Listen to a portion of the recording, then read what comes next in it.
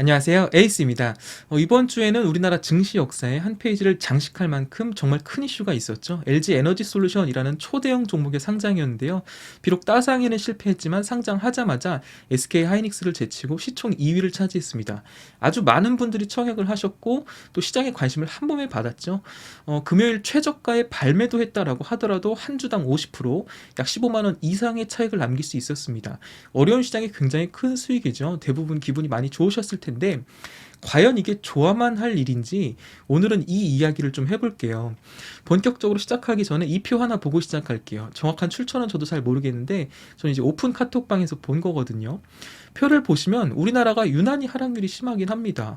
러시아와 우크라이나가 전쟁의 기운이 감돈다고 하는데 우리나라가 더 하락했어요. 그래서 뭐 우크라이나를 우리가 침공하는 거냐 이런 우스갯소리가 들리기도 하는데 참 슬픈 현실이죠.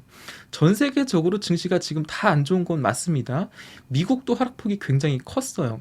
근데 미국은 신고가를 계속 경신하다가 최고점 부근에서 나온 조정이거든요. 그러니까 많이 올랐으니까 많이 내린 거지 이렇게 생각을 해볼 수가 있어요. 근데 우리나라는 어떤가요? 조정을 받고 횡보하는 중에 또 이만큼 빠진 거거든요. 그러니까 이게 참 허탈한 마음이 드는 거죠. 근데 이게 이번에만 이런 게 아니에요. 기억하시는지 모르겠지만 2018년 초부터 2019년 상반기까지 미국과 중국이 트럼프와 시진핑이 서로 관세를 막 매기면서 무역 전쟁을 합니다. 10% 관세를 매기면 오케이 콜 10% 받고 20%더 막 이러면서 서로 치고받고 전쟁을 하는데 미국과 중국 전쟁의 당사자들보다 우리나라 시장이 그때 더 빠졌습니다. 그 무역 전쟁의 여파가 조금 해소되고 증시가 회복되는가 싶었더니 2020년 3월에 코로나가 터졌고요. 그러면서 증시가 완전 박살이 났었죠. 이번 영상은 도대체 우리나라 시장이 왜 이런가, 흔히 말하는 코리아 디스카운트에 대한 이야기를 해볼 거예요. 몇 편에 걸쳐서 다뤄볼 텐데 오늘은 첫 번째, LG 에너지 솔루션 상장을 통해서 본 물적 분할과 동시 상장 이야기입니다. 이게 굉장히 심각한 문제거든요. 좀 복잡한 이야기일 수 있긴 한데 여러분들 좀 관심을 갖고 좀 이해를 하면서 보시면 좋을 것 같아요. 주식을 하는 분들이라면 우리 시장이 도대체 왜 이 모양 이 꼴하든지를 좀 알고 계시면 좋을 것 같아요. 잘 한번 들어보시기 바랍니다. 이 물적 분할과 모자회사 동시상장에는 크게 두 가지 문제를 생각해 볼 수가 있는데요. 먼저 첫 번째, 물적 분할 후에 모자회사를 동시상장하는 것 자체가 문제라는 겁니다. 이걸 제대로 이해하려면 인적 분할과 물적 분할의 차이를 좀 알아야 되는데 자세한 건 검색을 한번 해보시고요. 제가 아주 간단하게만 설명을 드릴게요. 인적 분할은 기업의 수평적인 분할이고 물적 분할은 기업의 수직적인 분할이다. 이렇게 이해하시면 됩니다. A라는 회사가 있다고 쳐봅시다. 이 A라는 회사가 인적 분할을 해서 새로 B라는 회사를 만든다라고 해봅시다. 보통 이때 A 회사를 기존에 있던 회사다라고 해서 존속법인이라고 하고요. B라는 회사를 새로 생긴 회사다라고 해서 신설법인이라고 합니다. 아니면 그냥 간단하게 A 회사를 모회사, B 회사를 아들 회사라고 해서 자회사라고 표현을 해요. 이때 인적 분할을 하면, 인적 분할은 수평 분할이라고 했잖아요. A 회사의 기존 주주들이 새로 생긴 B 회사의 주식을 같은 비율로 배분받아요. 그러니까 인적 분할을 하면 기존 주주들에게는 손해될 게 없습니다. 그러나 물적 분할은 그렇지가 않아요. 수직적인 분할이기 때문에 기존 A 회사의 주주들이 새로 생긴 B 회사의 주식을 배분받지 못합니다. 회사를 그대로 아래로 내리는 거거든요. 이때 B 회사의 지분을 100% 모 회사인 A 회사가 갖게 됩니다. 근데 사실 이 물적 분할 자체는 문제될 게 없어요. 많이들 착각하시는데 물적 분할하는 것 자체는 문제가 아닙니다. 왜냐하면 A 모 회사는 상장이 되어 있고 B 회사는 신설법인이잖아요. 당연히 주식시장에 상장이 되어 있지 않죠. B 회사에 투자하고 싶어도 개인 투자자들은 투자를 할 수가 없어요. 왜? 주식시장에 상장이 안 돼 있으니까. B 회사에 투자하고 싶으면 여기에 100% 지분을 가지고 있는 A 회사의 주식을 사야 하는 거죠. 이러면 문제될 게 없어요. 이거는 문제가 아닙니다. 문제는 뭐냐면 대부분 재벌 기업들이 물적 분할을 한 뒤에 조금 시간이 지나서 자회사인 이 B 회사도 주식시장에 상장을 시킨다는 거예요. 이러면 문제가 아주 골치 아파지죠. 최근 뜨거운 종목이 LG 엔솔이니까 이걸로 예를 한번 들어볼게요. LG 엔솔의 모회사는 다 아시다시피 LG화학입니다. 시총으로 보나 사업 능력으로 보나 LG화학은 2차 전지 대장주예요. 근데 이 LG화학의 본업이 배터리 사업은 아니잖아요. 원래 하던 본업이 따로 있고 그 안에 2차 전지 배터리 사업부가 따로 있는 거예요. LG화학이 배터리 사업부를 물적 분할로 분리하기로 합니다. LG화학이 모회사, LG엔솔이 자회사가 되는 거예요. 물적 분할에서 배터리 사업부를 분리하면 물론 더 전문적인 경영이 가능해지고 기업 가치도 제대로 평가받을 수 있는 장점이 있죠. 물적 분할하는 것 자체를 가지고 누가 뭐라고 하지 않습니다. 그럴 수 있어요. 분할을 해도 개인 주주들은 LG엔솔의 주식을 살 수 없기 때문에 이 LG엔솔의 지분을 100% 가지고 있는 LG화학에 투자할 수밖에 없습니다. 이건 문제가 안 되죠. 근데 문제는 뭐냐면 이 LG화학이 LG엔솔을 상장시킨다는 거예요. 그럼 누가 제일 황당해요? LG화학 주주들이 황당하죠.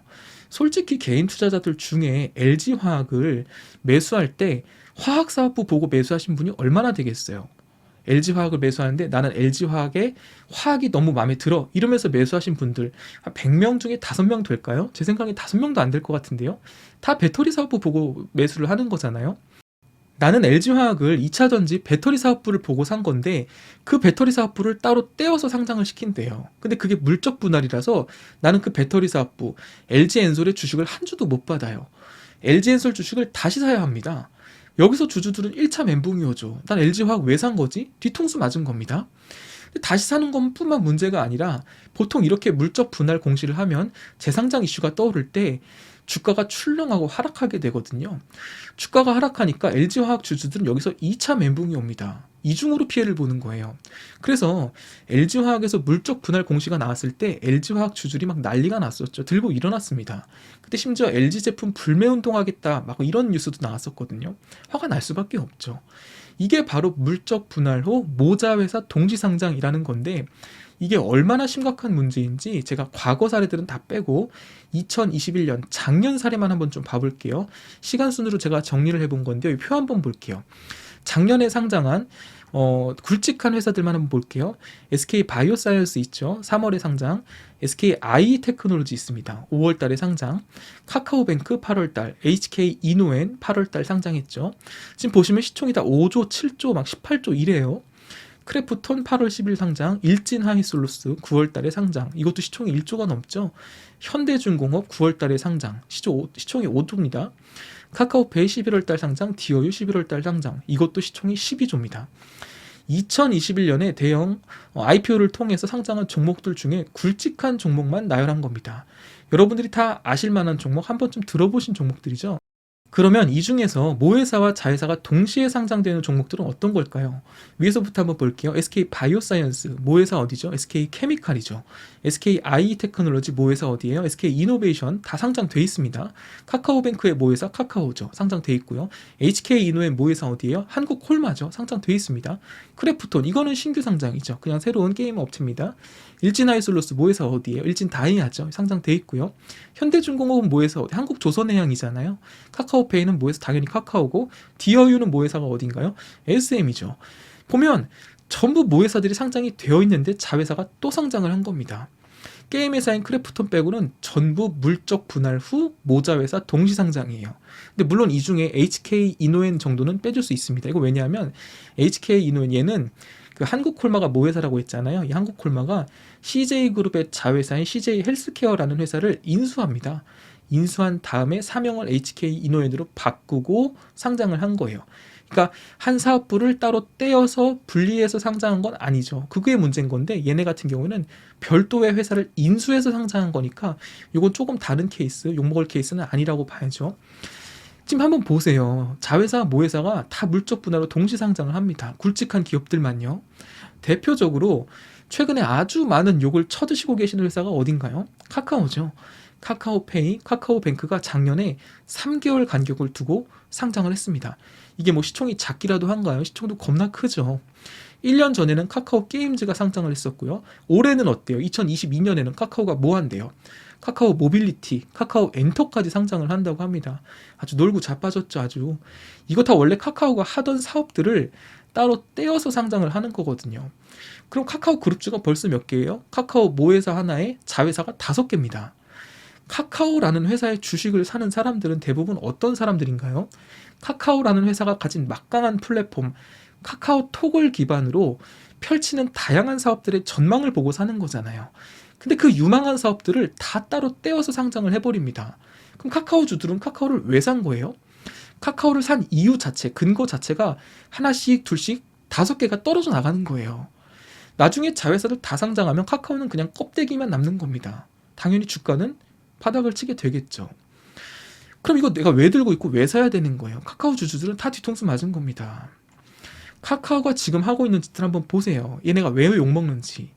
우리 사업부를 따로 떼어서 상장한다. 우리 IPO 할 거야 하면서 돈을 쭉 땡겨옵니다.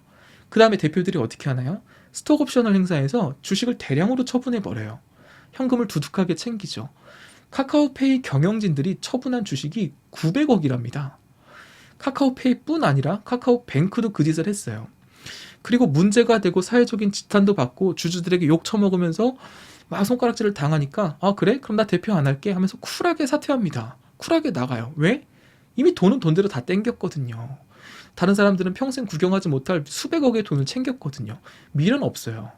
돈은 돈대로 벌고 욕은 욕대로 쳐드셔서 오래 살고 좋고 뭐 이런 거죠. 아주 대단한 모범 기업인들 납셨죠.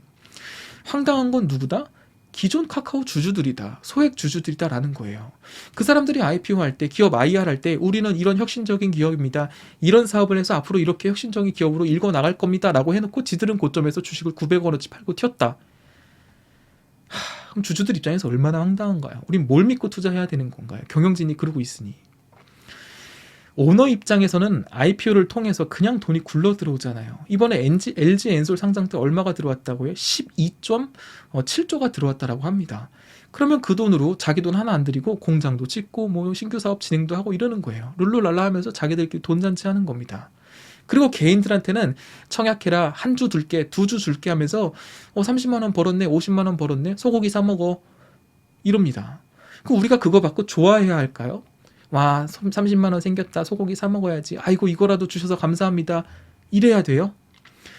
그래도 그거라도 주는 게 어디야 라고 생각하실 수도 있습니다. 네, 물론 그럴 수 있어요. 이런 어려운 시장에 그거라도 우리가 수익 챙기는 게 어딥니까? 근데 이게 카카오만의 문제가 아닙니다. 최근 카카오가 너무 대놓고 속보이는 짓을 해서 그렇지 다른 대기업들 다 마찬가지예요. 최근 뭐 SK와 카카오가 아주 두각을 나타내는 쓰레기 기업으로 등장하고 있는데, 혁신 기업 카카오가 구린내 풀풀 나는 대기업 선배님들의 차별화를 두겠다라고 선언했지만 지들도 그 길 그대로 따라가는 거거든요.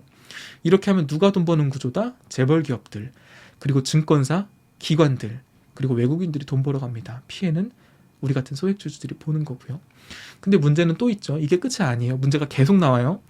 일본 LG 엔솔 상장할 때 LG 엔솔 때문에 수급이 꼬였다, 엔솔이 뭐 수급 블랙홀이다 이런 이야기 다 들어보셨죠? 뉴스를 통해서 아마 많이들 보셨을 텐데, 이게 왜 그러냐면 우리나라 시장의 지수 산출 방식 때문에 그렇습니다.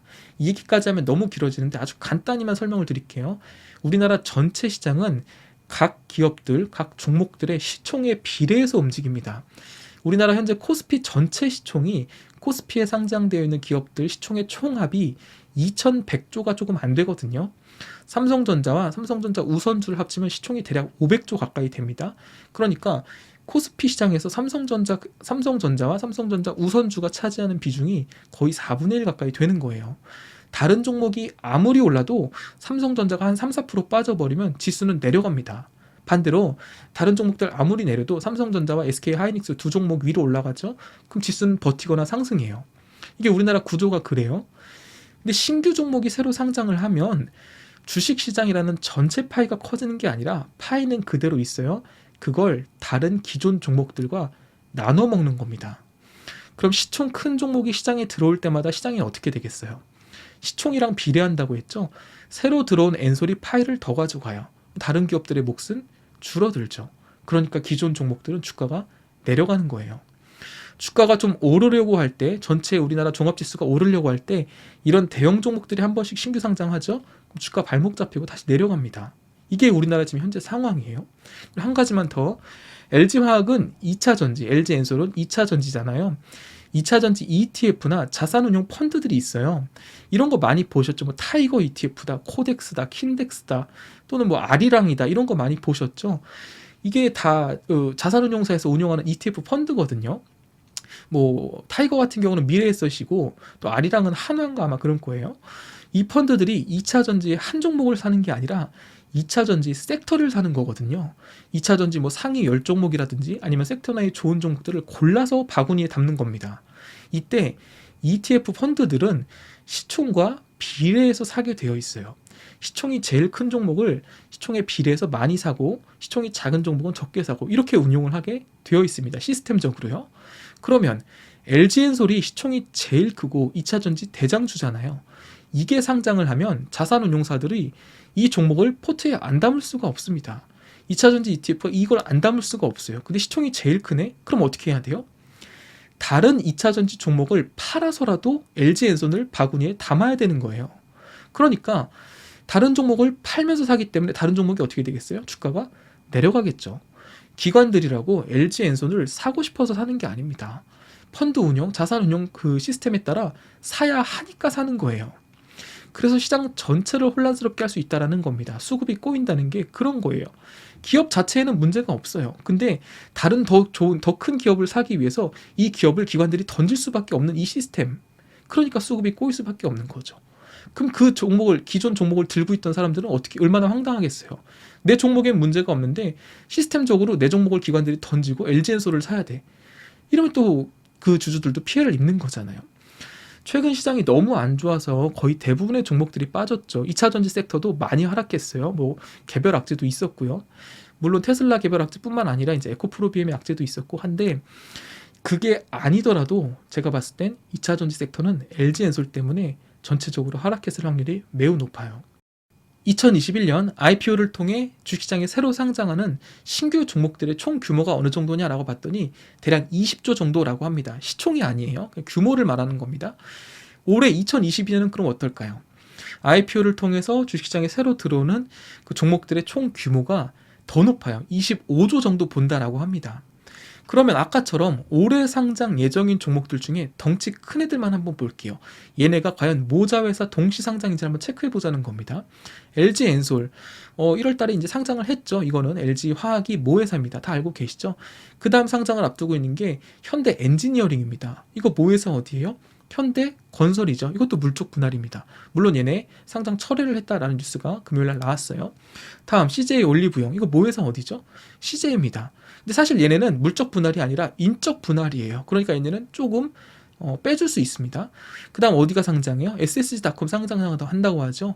SSG.com, 쓱닷컴, 모회사 어딘가요? 이마트죠. 이거 물적 분할로 모자회사 동시 상장입니다. 이마트 상장 돼 있잖아요. 마켓컬리도 상장한다고 하는데 얘네는 신규 기업이죠. 얘네는 뭐 물적 분할 이런 거 아닙니다. 현대오일뱅크도 상장을 준비하고 있다라고 해요. 모회사 어딘가요? 현대중공업 물적 분할이고 상장돼 있습니다. 그 다음에 소카 모회사 어디죠? SK입니다. 상장되어 있죠. 물론 소카 같은 경우도 아까 HK 이노엔처럼 SK가 소카를 인수한 다음에 상장시키는 거기 때문에 이거는 조금 빼줄 수 있어요. 그 다음 어디가 상장하냐면 원스토어 모회사 어디죠? SK 스퀘어입니다. 물적 분할로 상장하는 건데 모회사가 상장이 되어 있습니다. 그 다음 문제 카카오 모빌리티와 카카오 엔터 모회사 어디? 카카오 물적 분할 상장되어 있습니다. 보시다시피 올해 상장 예정이 굵직한 종목들 중에 마켓컬리 빼고는 전부 모 자회사 동시 상장입니다. 물론 여기서 아까 말씀드렸듯이 올리브영은 물적 분할이 아니라 인적 분할이니까 빼줄 수 있고요. 소카 같은 경우에는 사업부를 따로 떼어서 상장하는 게 아니라 다른 회사를 인수해서 상장하는 거기 때문에 이것도 빼줄 수 있어요. 그 외에는 전부 사업부를 떼낸 물적 분할 후 모자회사 동시 상장이라는 거죠. 앞서 말씀드렸듯이 현대엔지니어링은 상장을 철회했어요. 뭐 눈치 보기 한 거죠. 최근 현대산업개발 때문에 건설업 분위기 폭망이고 시장 분위기도 최악이고 수요 예측 경쟁률도 안 나오고 하니까 상장을 철회했는데 이거 분명히 1, 2년 있다가 또 상장 노릴 거거든요. SK이노베이션도 배터리 사업부인 SK온의 상장 계획이 없다라고 어제 금요일에 발표를 했고요. 카카오 하는 거 보세요. 작년, 올해, 재작년까지 계속 상장을 합니다. 솔직히 욕 먹을만 해요. 이러면 안 되죠. 이렇게 계속 상장하면 이게 뭐 하는 짓인가요, 이게. 가지고 있던 사업부를 쪼개서 상장하고 지들끼리 돈잔치하고 피해는 주주들이 보고 너무 심하다라는 생각이 안 드시나요? 다시 한번 말씀드리지만 상장사 전체 시총은 늘지만 그게 파이가 느는 개념이 아닙니다. 파이를 쪼개서 나눠 먹는 개념이에요. 근데 여러분 신기한 게 한 가지 있죠. 2020년 전까지는 대형 종목들 IPO가 이렇게 심하지 않았어요. 이렇게 많지 않았습니다. 1년에 많아야 한 7, 8조, 적을 땐 3, 4조 정도 규모였어요. 근데 2021년, 2022년 갑자기 확 늘어났어요. 20조, 25조, 거의 3, 4배가 늘어났거든요. 왜 이럴까요? 왜 이렇게 되었을까요? 코로나 이후에 개인들이 주식시장에 엄청 많이 들어왔거든요. 고객 예탁금이 코로나 이전보다 2배 이상 증가했습니다. 기업들 입장에서는 지금이 상장시킬 절호의 기회라는 거예요. 물 들어올 때 노젓자라는 거죠. 코로나 이후에 주식시장에 들어온 주린이들이 이런 문제의식을 가지고 있을까요? 잘 모르겠죠.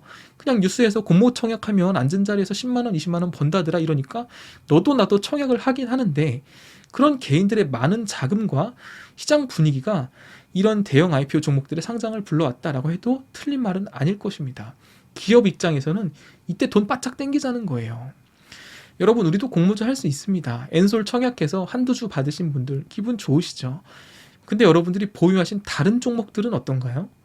물론 시장이 나빠서 내려온 것도 있지만 저는 시장이 나쁘게 된 원인 중에, 수급이 교란된 원인 중에 이 LG엔솔의 상장도 크게 한몫한다라고 생각을 해요. 그럼 우리가 과연 2, 30만 원 수익 내고 좋아해야 될까요? 다른 종목들 하락한 건 어떻게 하고요? 이게 첫 번째, 물적 분할 후 모자회사 동시상장 자체가 문제라는 것입니다. 두 번째 문제는 공모주 배정 방식의 문제입니다. 오케이, 우리 대기업님들께서 하신다는데 우리 같은 개미들이 어떻게 그 길을 막겠어? 상장하는 거 오케이, 나는 개미니까 2, 30만 원만 먹어도 만족해, 공모주 해야지, 이럴 수 있어요. 근데 여기에도 또 문제가 있습니다. 아주 불공정한 문제가 있어요. 이것도 LG엔솔을 한번 예로 들어볼게요. LG엔솔의 공모가는 밴드 최상단이 30만 원으로 정해졌죠. 총 공모 물량이 4,250만 주라고 합니다. 이걸 곱하면 이제 공모 금액이 나오겠죠. 그래서 공모 금액이 12.7조가 나온 거거든요. 그럼 이 공모주 4,250만 주를 누가 어떻게 가져가냐, 어떻게 쪼개냐, 이걸 봐야겠죠. 우리 사주라고 해서 원래 이 회사 다니던 분들께 우선 배정이 됩니다. 직원분들께 약 20%가 우선 배정이 돼요. 그게 한 850만 주 정도 되거든요. 4,250만에서 850만을 빼니까 남은 게 얼마예요? 대략 한 3,400만 주가 남죠. 일반 공모로 이제 3,400만 주가 시장에 나오는데, 이게 어떻게 분배가 됐냐 하면 일반 청약자에게 약 1,062만 주, 기관 배정이 약 2,300만 주입니다. 기관 배정분이 일반 청약자보다 2배 이상이 많게 배정이 돼요. 이게 문제라는 거예요. 일반 개인 투자자들은 왜 기관보다 2배 이상 적은 물량을 배정받아야 하냐라는 것이죠. 일본에 LG엔솔 청약한 사람이 대략 440만 명 정도 된다라고 합니다. 근데 물량이 얼마라고요? 1,000만 주예요. 그냥 러프하게 계산을 하면 한 명당 몇 주 받아요? 2, 3주예요. 그나마도 슈퍼개미들이나 큰돈 굴리는 분들이 막 몇천 주씩 받아가는 거 보셨죠? 실제로 이번에도 한 주도 배정을 못 받는 소액주주들이 생겨났을 정도입니다. 우리끼리 증권사 경쟁률 체크해가면서 그렇게 치열하게 청약 넣어서 한두 주 받는다라고 가정했을 때 수익은 얼마예요? 대략 뭐 한 30만 원에서 60만 원 사이 정도 되겠죠. 개인들한테는 그거 주면서 자, 이걸로 맛있는 거 사 먹어 하면서 대기업님들, 증권사, 기관, 외국인들은 비교할 수 없을 정도로 엄청난 돈을 챙겨가는 시스템이라는 겁니다. 공매도도 그렇고 이런 배정 방식 문제도 그렇고 우리나라 주식시장을 기울어진 운동장이다 라고 하는 이유가 다 있는 거거든요. 배정 비율을 왜 이렇게 하냐라는 것이죠. 우리가 현명한 개인 투자자라면 그 수익 안 내더라도 그냥 그거 먹고 아이고 감사합니다, 50만 원이나 수익을 주시다뇨, 헤헤, 이러면 되겠냐라는 거예요. 물론 그분들을 탓하는 게 절대 아닙니다. 그분들을 뭐라 하는 게 아니에요. 기울어진 운동장을 조금이라도 공평하게, 평평하게 만들기 위해서 우리가 문제의식을 가지고 지켜보는 자세가 필요하다라는 말씀을 드리는 겁니다. 우리가 문제의식을 가지고 움직이면 바꿀 수 있거든요. 그냥 개인들이 감격해가지고 아우, 대기업님들이 우리에게 이런 수익을 주셨어, 다음번에는 어느 대기업에서 돈잔치를 하려나, 이번에도 떡국물 하나 좀 떨어지려나, 이번에도 잔치집 가면 뭐 하나 국수 한 그릇이라도 얻어 먹으려나, 이러면서 어디 증권사가 좋은지 알아보고 그러면 너무 소극적인 자세가 아니냐라는 것이죠. 우리가 문제의식을 가지고 지켜봐야 한다라는 겁니다. 그러면 다른 증시 선진국들은 어떻게 하냐? 일단 미국이나 유럽 같은 나라들은 이렇게 물적 분할 후에 모자 회사가 동시상장하는 경우 자체가 많지 않다라고 합니다. 자진상폐를 하거나 아니면 상장을 안 하거나 이런 방식인 거죠. 그리고 부득이하게 동시상장을 할 경우에는 존속 법인 회사 주주들에게 신설 법인 회사 주식을 우선 배정받을 수 있게 우선 청약권을 준다라고 해요. 우리나라는 소액 주주들이 LG엔솔 청약 한두 주라도 더 받으려고 경쟁하잖아요. 근데 LG화학 주주들에게 먼저 청약할 수 있게 우선권을 준다라는 것이죠. 예를 들면요. 그래도 우리나라보다는 훨씬 외국이 더 배려가 있죠. 만약에 외국에서 이렇게 안 할 경우에 어떻게 되냐? 소액 주주들이 집단 소송을 걸고 그런대요. 우리나라야 뭐 소송하고 항의하고 해봤자 우리나라 개인 주주 알기를 뭐 대기업들이 딱 그냥 개미 보듯이 보잖아요. 그냥 물려도 왜 개미가 물었나 이러고 무시해 버리잖아요. 근데 외국은 안 그렇대요. 그 집단 소송이 걸리면 굉장히 일이 복잡해진다고 하더라고요. 그래서 최대한 외국의 기업들은 주주들의 입장을 고려하는 주주 친화적인 정책을 쓰는 것이죠. 결론을 좀 지어볼게요. 지금까지 설명드린 것도 꽤 길었는데 굉장히 간단히 설명을 드린 겁니다. 우리 사주에 대한 이야기라든지 다른 이야기 더 할 게 많았는데 영상이 길어지다 보니까 제가 최대한 짧게만 설명을 드려봤어요. 그래도 결론을 지어야겠죠. 이런 대기업들의 꼼수와 편법들, 돈잔치가 판치는 이런 한국 주식시장 저평가받고 있는 가장 큰 이유 중에 하나인데요. 그래도 지금 조금씩 분위기가 묘하게 달라지고 있습니다. 여러분 요즘 ESG라는 말 많이 들어보셨죠? 언론 매체에서도 많이 나오고 있는데 이 ESG는 회사가 돈을 잘 버냐 못 버냐, 경제적 이익을 많이 챙기는 회사냐 하고 기업의 재무만 보고 평가하는 게 아니라 비재무적인 요소 있잖아요. 이 회사가 환경을 얼마나 생각하느냐, 그렇죠? 이 회사가 사회적 책임과 직무를 다 수행하느냐, 그리고 마지막 G가 뭐예요? 거버넌스죠. 이 회사가 회사 운영을, 지배 구조를 어떻게 해나가느냐, 이게 다 평가 방식에 포함이 된다는 거예요. 이 회사가 주주들 뒤통수 치는 건 아닌지, 이 회사가 기업을 모범적으로 잘 운영하는지, 기업 가치, 기업 평가에 다 반영을 한다는 거예요. 아주 바람직하고 좋은 평가 방식이다라고 저는 생각을 합니다. 한 가지 더, 금융당국이나 정치권에서도 움직이기 시작했어요. 물적 분할, 스톡옵션 행사에 대해서 거래소가 소액 주주를 보호하기 위해 방안을 마련하겠다라고 계속 뉴스가 나오고 있고요. 유력 대선 후보 2명이 이 문제를 공약으로 내걸었죠. 윤석열은 물적 분할을 하면 기존 주주들에게 우선 청약할 수 있는 권리를 주겠다라고 공약을 내걸었고, 이재명은 물적 분할은 오케이지만 물적 분할 후 모자회사 동시상장은 제도적으로 아예 막겠다라고 했어요. 그리고 덧붙여서 연기금의 역할에 대해서 공매도 제도에 대해서 손을 보고 주식시장에서 돈 장난치면 엄벌하겠다라고까지 했죠. 한 명은 공약은 공약일 뿐이라는 분이고 다른 한 명은 공약 이행률이 90%가 넘는 분이니까 그건 여러분들이 알아서 판단을 하시면 될 것 같습니다. 우리가 직접 발로 뛰지 못한다면 직접 발로 뛰는 사람에게 우리의 한 표를 주는 것도 소극적이긴 하겠지만 한 가지 방법이 될 수는 있겠죠.